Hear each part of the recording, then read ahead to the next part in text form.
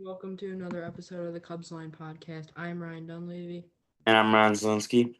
and today the Cubs got a W in Game 3 of their series in Minnesota, 8-1. Ryan, what were some of your takeaways from the game today? Well, they did exactly what they haven't done all weekend or all week. They hit the crap out of the baseball, right? We said they didn't convert when they needed to on Monday or on Tuesday and Wednesday. They finally did this afternoon. So yeah, it was a really fun game to watch. Really never in doubt. Yeah, and before we get started, I want to thank you guys for 100 TikTok followers, and we are now at 46 followers on X. Four more for 50. I just want to thank you guys for that and for Yeah. showing love on all of our videos and content. If you guys like it, we'll keep doing the extra content with interviews, game reactions, live videos from the game and stuff. Seems like you guys have enjoyed it, so we'll keep doing it for sure. So Ryan, you want to get into today's recap? Yeah, so the Cubs get an 8-1 win over the Minnesota Twins. The Cubs improve to 55-38. The Twins drop to 45-48. The Cubs now have a two-game lead on the Brewers in the NL Central. Minnesota now trailing the Detroit Tigers 13 and a half games in that division. So we will move into the play here. Top of the first inning, besides a say a two-out single, nothing happened. Colin Rea gets the Twins 1-2-3. And then in the top of the second inning, Dansby with a one-out double.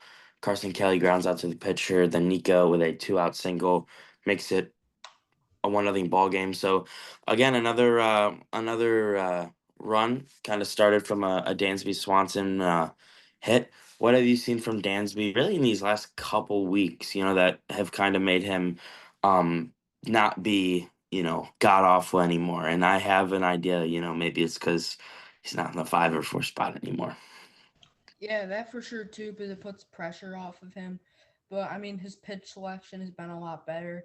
He was swinging at a lot of low outside pitches, what was causing him to roll over. But as of late, he's been uh, killing the off speed, and if they don't throw him off speed and they give him a good fastball, he's been hitting that well. So his pitch selection has been a lot better, and probably just taking pressure off of him from being in that 4 or 5 spot in the lineup, move him down to six. Michael Bush has also been delivering in the five spot, so I have no complaints. Yeah, I agree. So in the bottom of the second inning, Ryan Jeffers hits a leadoff double. Wallner walks, then Carlos Correa grounds into a double play.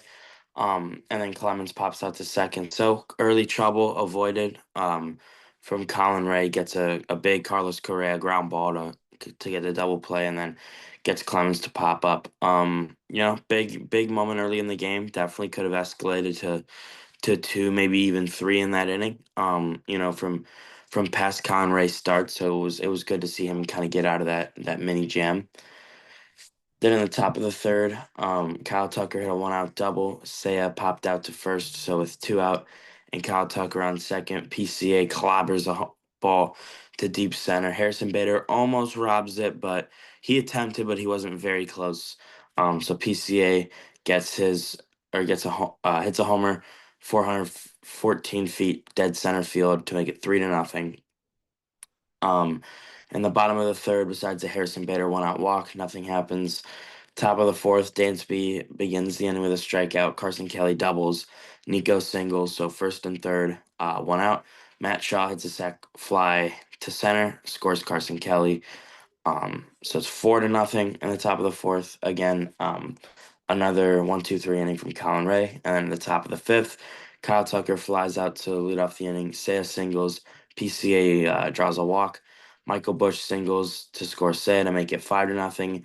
Dansby singles to left, scores PCA to make it 6-0. Carson Kelly singles to load the bases. Then Nico grounds into a fielder's choice. They get the out at home, remains 6-0, and then Matt Shaw pops out to end that inning. So a pretty long inning, only resulting in 2 runs. But I feel like this inning made it go from 4-0 is like okay, that's not too bad again within a grand slam. 6-0 is kind of where you look at it as like, okay, this is gonna get ugly. I think we got this game. What did you kind of think about that?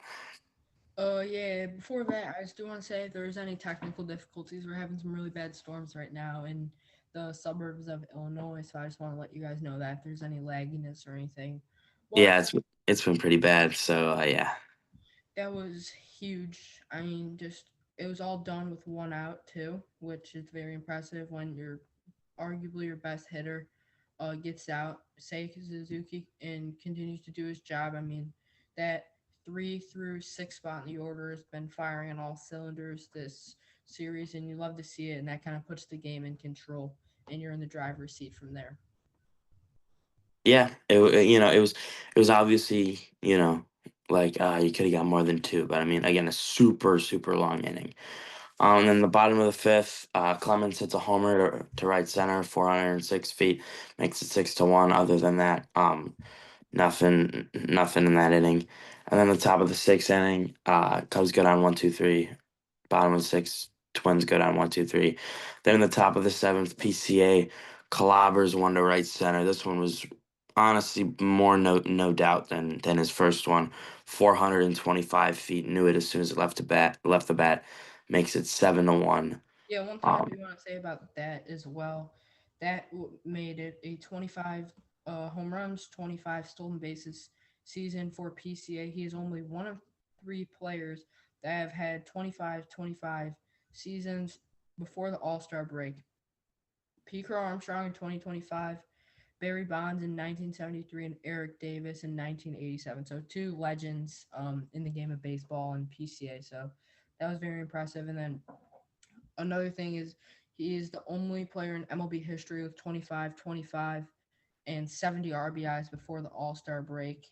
And then lastly, P. Crow Armstrong now has 25 homers before the All Star break. Seiya has it as well. Last year, the Cubs home run leader hit 25. In 2023, it was 26. In 2022, it was 25. In 2021, it was 28. So they already are at the home run leader from last year's number. So that's very impressive. yeah, I mean they're doing their job. And then the More than bottom their of job. what's up? They're doing way more than their job. They're doing way more than their job. Yeah, exceeding expectations. Brad Keller in the eighth gets into a little bit of trouble, but it's not like it was a 2-1 game. Um, two on, one out, gets a strikeout, then gets a pop out to end that inning, and on the top of the ninth, Seiya singles, PCA doubles to make it second and third with one out. Michael Bush hits an RBI ground out to make it 8-1, then Dansby flat out to end that inning, and then Palencia came in for the Cubs. He hasn't seen any action since what Sunday, Yep. and that also was another one where it was like you're just going in because you haven't seen any because you haven't seen any innings. Ryan Jeffers lines out, Warner strikes out, Kersey Jr. strikes out. Cubs win 8-1, dominating fashion. Final thoughts on the game and what this win can bring to their trip into the Bronx. Yeah, I mean, it definitely takes a little bit of pressure off you in the Bronx. Obviously, you wanted to win that series, but taking a game isn't terrible. You're not going to win them all. So it takes a little bit of pressure off. So now you don't really have to sweep in the Bronx to go 500. You can win that series 2 out of 3. And I think that is something that the Cubs are very capable of doing, especially with the way the Yankees have been playing as of late. And most times you're going to win a ball game when your 3 and 4 hitters combined for 6 hits in a game and 5 runs. I mean, everybody for the Cubs got hits today except Matt Shaw and Ian Happ, and 5 of those guys had multiple hit games today, so just very, very impressive. Yeah, top to bottom, very impressive win from the Cubs today. So we'll get into the pitching recap now. Colin Rea gets the win for the Cubs. He goes 7 innings, gives up 3 hits, 1 run. Well, it was earned, 2 walks, 5 strikeouts, to 92 pitches, 62 for strikes, hit a 3.91 ERA. Brad Keller goes an inning, gives up a hit, nothing except a walk and a strikeout or 2 strikeouts. He threw 20 pitches, 11 for strikes. He's at a 2.81 ERA, and then Daniel Palencia comes in the ninth just to get another inning in. Um, He goes an inning, no hits, no runs, no walks, two strikeouts, 12 pitches. He threw nine of them for strikes. He's at a 1.65 ERA. They did score eight, but what did you see from the Cubs today? Especially Colin Rea, that made this game not reachable whatsoever. In the starts that Colin Rea got hit, his pitch locations weren't great. He was throwing a lot over the plate, and his off speed wasn't hitting spots, especially. And today, he hit spots. The strikeouts were up for him today. Not a lot of times he strikes out five. A lot of times it's more like three or two. Even though he only had two walks today, he limited them for sure. Sometimes we've seen him get in walk trouble. Three hits. I mean, very good start from Colin Rea. He's at 7-3, a very underrated season. Yeah, I agree with you. Yeah, he was lights out today. So was, Brad Keller and Daniel Palencia. So then for the Twins, Chris Paddock gets the loss. He's now 3-8.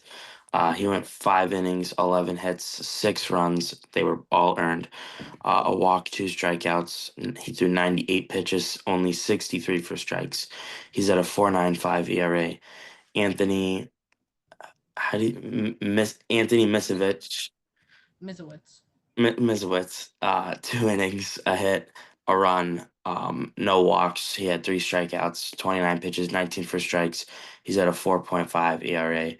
And then Justin Topa, um, two inning, two he went 2 innings, two hits, gave up a run. It was earned, no walks, a strikeout. He threw 17 pitches, 15 for strikes. And he's at now a 4.00 ERA. So what did you see from Chris Paddock, that kind of made this game unreachable from, kind of that fourth inning?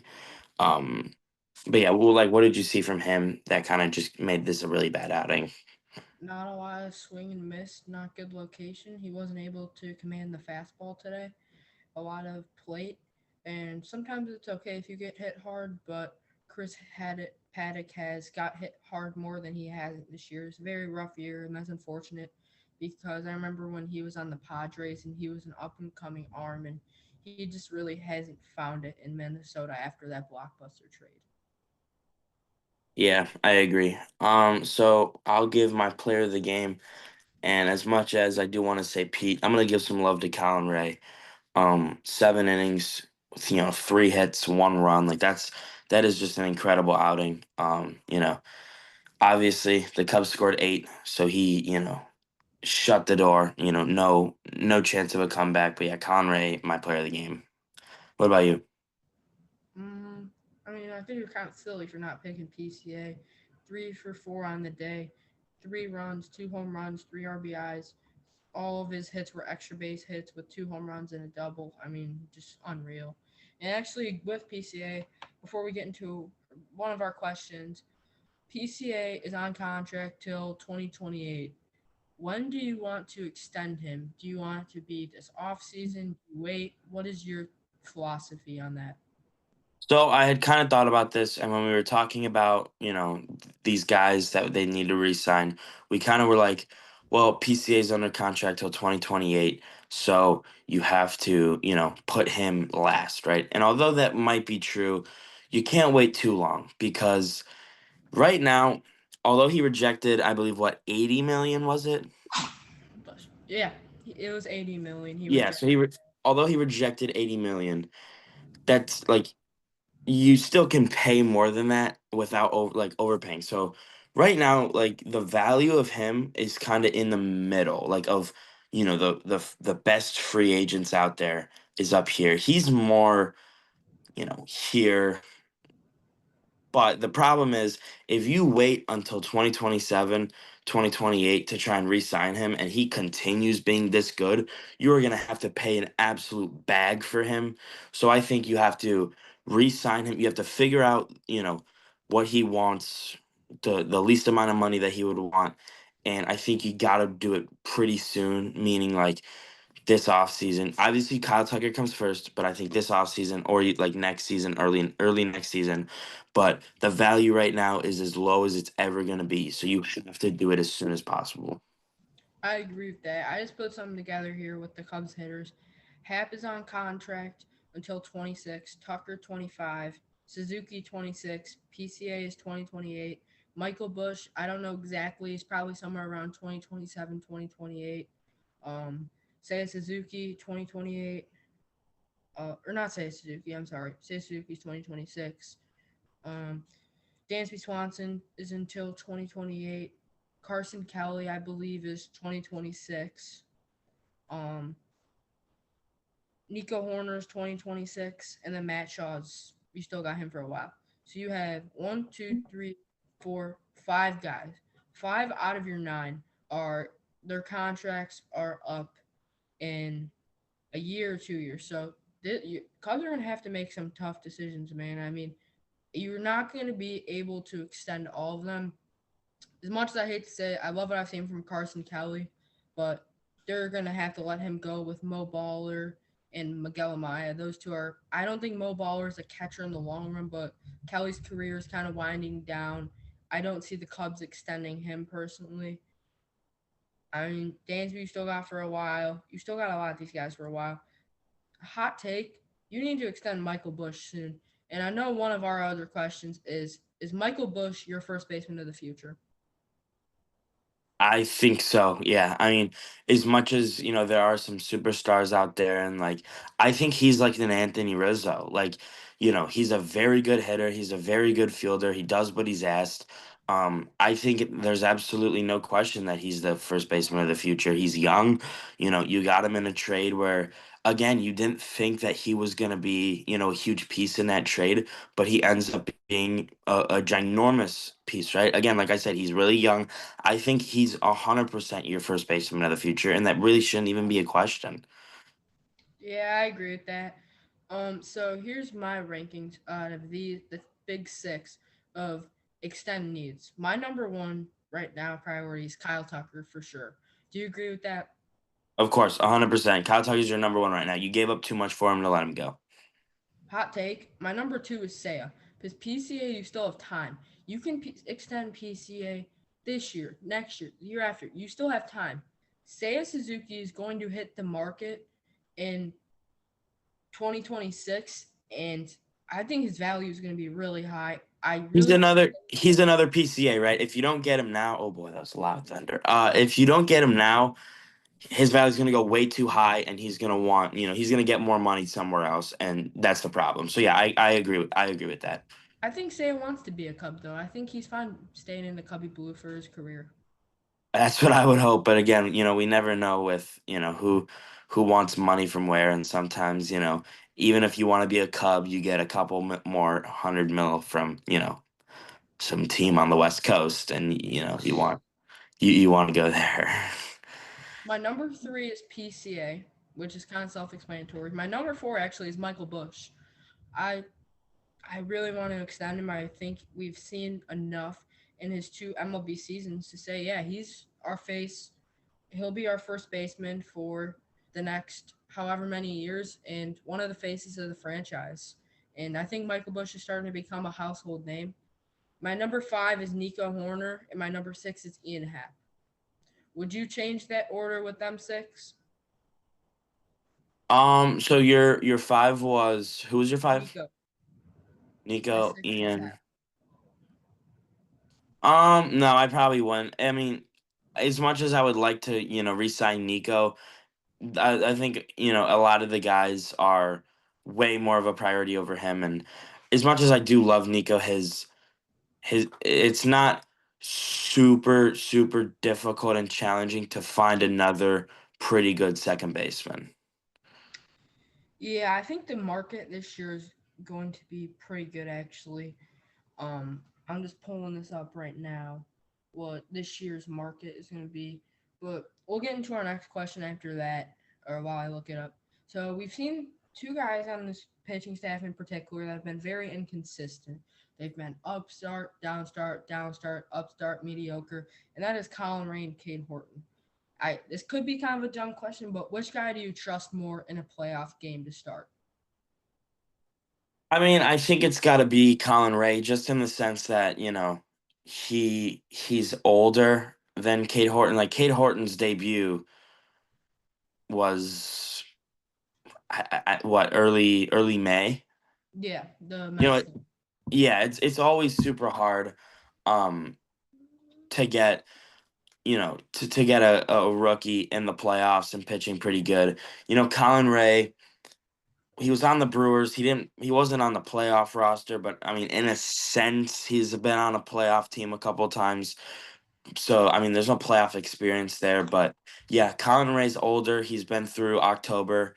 And I just think it's Colin Rea over Kate Horton just because Colin or Kate Horton is a rookie. And it's just always tough for those, the rookies to perform in October. Yeah, I agree with that take. And here's something that I want to bring up about Nico Horner. Listen to the second basemen that are hitting the market this year.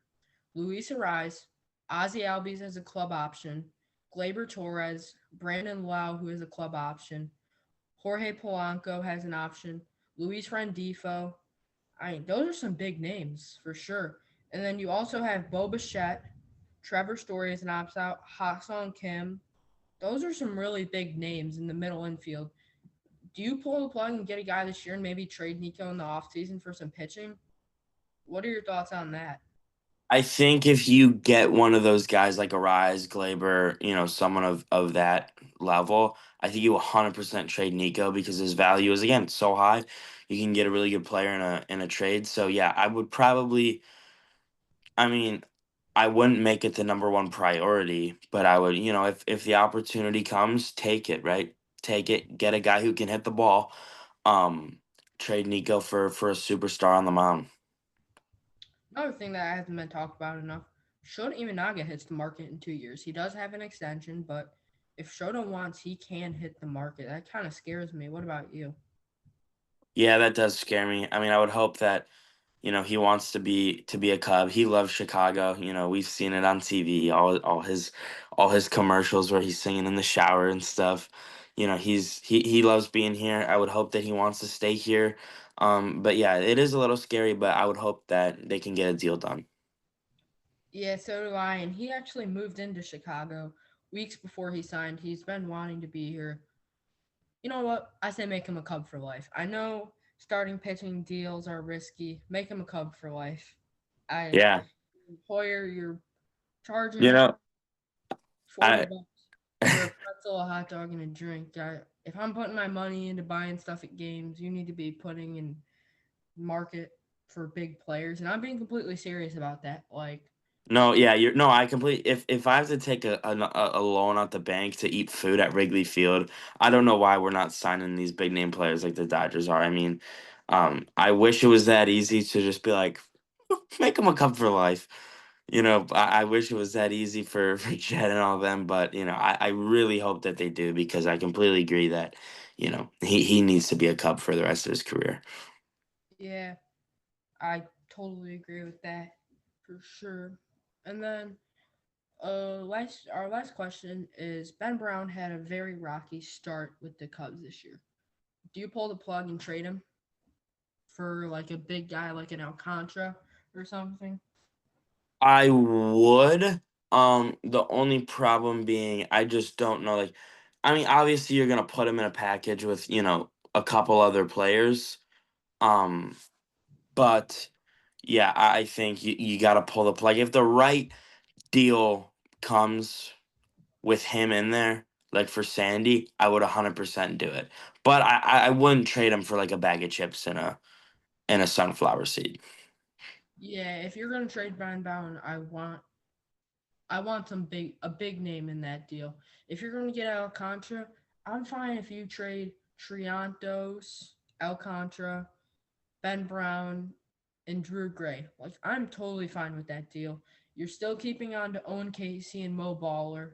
Like I understand that's what has to be done. Triantos, I just don't see him in the long run for the Cubs. I mean, you got Nico Horner, Dansby Swanson. If and better believe if they are going to get a replacement for Nico, it's going to be someone that is a household name and it's going to be someone good because Nico Horner's not a player you can give up. I mean, he was a first round pick of yours, homegrown talent.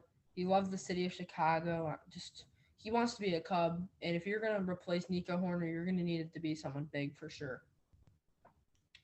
Yeah, I agree with that. Unless it's not a Or unless it's a very household name, again, like a Glaber or an Arise, I don't think you know, you pull the plug just yet on Nico. Yeah, I agree. So we'll get into a little series preview for Cubs versus Yankees this weekend in the Bronx. So tomorrow in Game One of the series at 6:05 for the Yankees, it's the southpaw Carlos Rodon. He's 9-6 on the year with a 3.3 ERA. Carlos Rodon is one of the best pitchers in the game right now, and that's going to be a very tough matchup. And for the Cubs, it's Chris Flexen. He's 5-0 on the year with a 0.83 ERA. We've only seen him out of the bullpen. This will be Chris Flexen's first start, but he has eaten up some lengthy innings, 4 to 5 innings out of the bullpen, and he's done a heck of a job with it. On Saturday night or Saturday during the day, it's a 12:05 game for the Cubs. It's the southpaw Matthew Boyd. He's 9-3 on the year with a 2.52 ERA, and then for the Yankees, it's the left-hander Max Fried. He's 11-2 on the year with a 2.27 ERA. So two of the best left-handed pitchers in the league going off on it Saturday. That's going to be a very fun matchup to watch just as a baseball fan for sure. And then for the Cubs' last game before they hit the midway point in the season, head to the All Star break. For the Cubs, it's Shota Imanaga. He's 5-3 on the year with a 2.8 ERA. And for the Yankees, it's Will Warren. Warren is 6-4 on the year with a 4.7 ERA. Ryan, what's your favorite matchup? Um, well, I feel like the obvious answer here is Sunday. Shota going up against Will Warren. You know, Will Warren's got a 4.7 ERA. Not awful compared to others we've seen, but the worst I believe out of these three. But I mean, as a baseball fan, Saturday, Matthew Boyd, Max Fried, two All Stars, two who are capable of many things, right? Saturday, I wouldn't be surprised if it's a 1-0 game. But my favorite matchup coming from a Cubs fan is Sunday. What about you? Before that, one thing I do want to talk about is man, do we have some great pitching matchups this weekend. Sunday at 3:05 in San Francisco, we have Yashibu Yamamoto versus Robbie Ray. That's going to be one heck of a matchup. At 1:10 in Houston, we have Nathan Eovaldi with a 1.62 ERA versus Hunter Brown with a 2.21. On Saturday, we have Zach Wheeler versus Yu Darvish, Jacob DeGrom versus Framer Valdez, Shane Baz, who's one of the up and coming arms in the league, versus Garrett Crochet. I mean, just some great matchups. Also, you get to see Shohei Ohtani pitch, which isn't an everyday thing. Just some very fun matchups. Luis Castillo versus Tarek Skubal tomorrow on Apple TV. Kodai Senga, Michael Waka. Paul Skeens versus Joe Ryan. Joe Ryan has a 2.76 ERA. I'm super excited to watch this last little bit of baseball before they hit the stretch. What about you? Yeah, I'm really excited. The last weekend before the All-Star break is always fun because it's like, this is it right here. Like once you're done with this weekend, it sets up everything for, after the All-Star break. There's no more to look forward to, right? The next thing to forward to is October baseball. Like there's no more. I mean, I guess you could say the trade deadline, but the trade deadline isn't a break, right? You in the first half, it's like, all right, get to the All-Star break, get to the All-Star break. Now that's it, right? So I think this is, this sets up, um, everything to look forward to for the back half of the season. But yeah, I'm really excited for what's in store. Yeah, before we get into around the MLB, my favorite matchup is, like you said, Sunday with Shota going against Warren for sure. Warren's been very shaky this year, and Shota's been lights out. And then as a baseball fan, for sure, Saturday. But don't doubt on Chris Flexen and Carlos Rodon. That could be another sneaky pitchers duel as well. So I'll take you guys around the MLB really quick. The White Sox versus the Guardians was postponed today, so they will play a doubleheader tomorrow at Rate Field. The Orioles beat the Mets 3-1. Gunnar Henderson hit a go-ahead pinch hit home run, and Ramon Laureano made a no-look leaping catch. That was unreal. And in Game 2 of that, the Orioles won that game 7-3, so they sweep the doubleheader. Jordan Westberg hit a big two-run bomb. So a good day to be an Orioles fan, bad day to be a Mets fan as they've been kind of falling apart as of late. The Reds beat the Marlins 6-0, led by a Nick Lodolo shutout. Big day at the plate for Spencer Steer. The Yankees beat the Mariners 6-5 in extra innings. Aaron Judge hit a walk-off sac fly. Austin Wells had a game tying two-run single in the bottom of the ninth. The Red Sox beat the Rays 4-3. Sidiana Rafaela hit a two-run single. I mean, he's looking like he is a all-star snub. What do you think about that? Yeah, I agree. I mean, he's starting to he's playing like it, he's playing like, he's got a chip on his shoulder just like Saya. So yeah, I agree with that. Yeah, Rafael is an up and coming bat. If you watch the Netflix documentary on the Red Sox, if you haven't, go watch it. That was a great documentary. But Rafaela, he's definitely a fun player in baseball. That's gonna be fun to watch. Another thing I do want to talk about, Billy or Paul Baker from the Orioles, a relief pitcher, got traded to the Rays. Um, he got the loss today out of the bullpen. And the Cardinals beat the Nationals 8-1. The Cardinals put up a 5-run sixth inning. Miles Michaelis got the win. Ew, bum, loser. Athletics beat the Braves 5-4. Nick Kurtz hit a game tying home run, and Tyler Stroderson hit a walk off single. Do you think Kurtz might have been an All Star snub?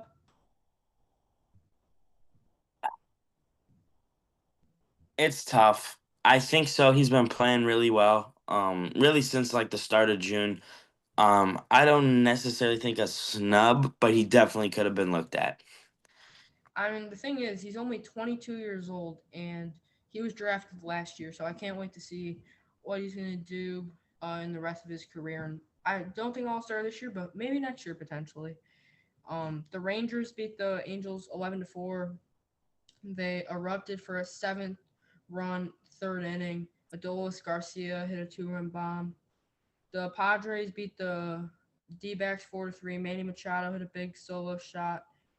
Fernando Tatis solo home run to, I think that was the go-ahead, I believe. And that's all we have from baseball today. So we'll get into our guessing game of MLB Pickle. Ryan, give me a player. Let's go AL East. Anyone in the AL East?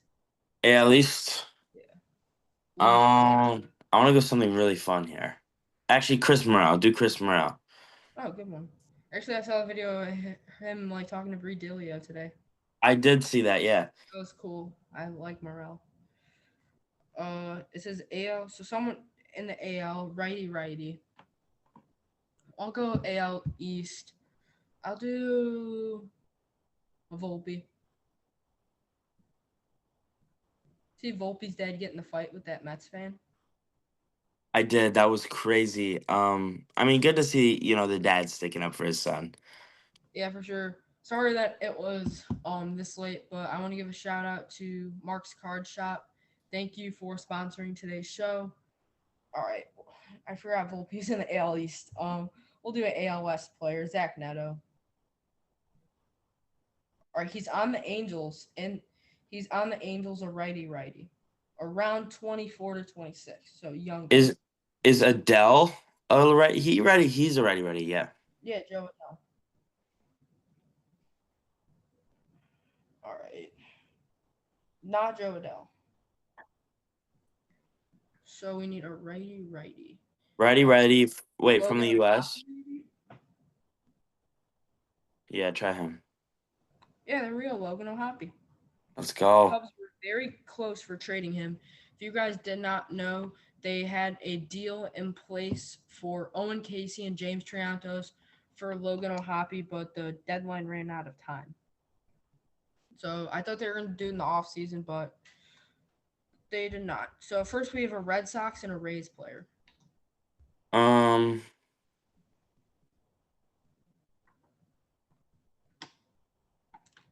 this is more of like I feel like a pitcher. Yeah,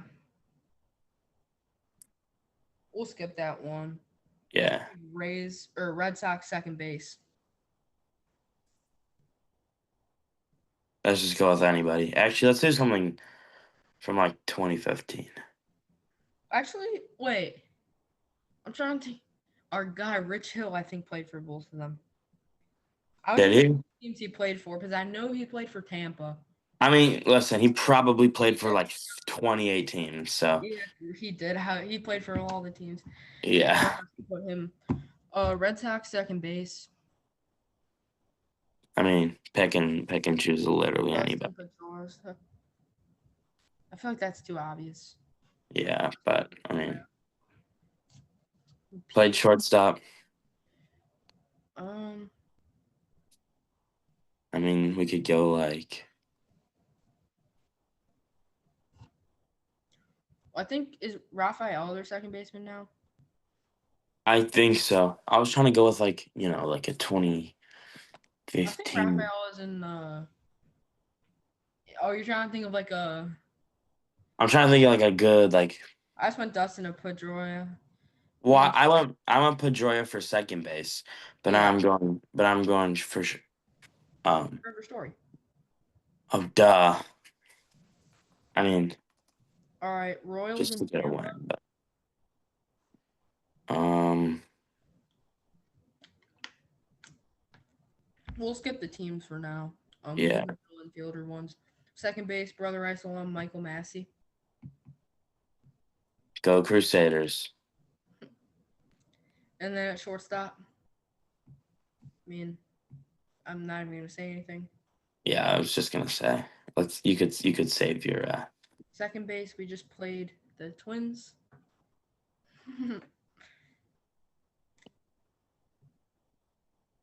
If we paid attention to that series, we would know. Yes, we would. I'm thinking of who played it. Obviously, shortstop is Correa. You could put Correa for that. And their second baseman today, I believe, was Brooks Lee. It was, yeah.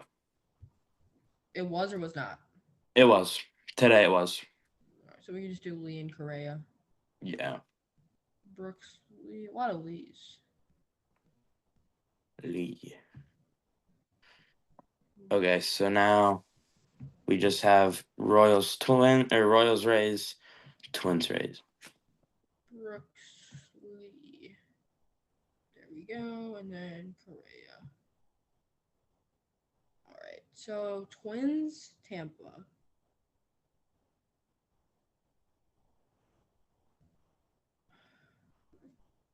I'm trying to think here.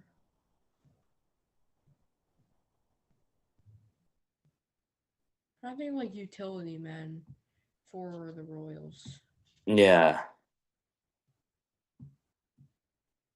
or pitchers, honestly. Don't think Michael Walker didn't play for the Rays. Did he? Oh no, he didn't. Oh, Nelson Cruz. Uh, I think. wait. We are about to both look like the biggest idiots. Oh, uh-oh. Benny Z. Ben Zobrist. Oh my God. That's embarrassing. Zobes. Cubs legend. Won us a World Series. He did win it too. He won the World Series. That double, he won that whole thing. And But yeah, then Nelson Cruz Twins and for Rays got Nelson Cruz. And we are immaculate, folks. Thank you guys for tuning into today's show. Signing off, Ryan Dunleavy. Ryan Zielinski. And we'll see you guys tomorrow after the Cubs Yankees game. Yes, sir. Let's go Cubs.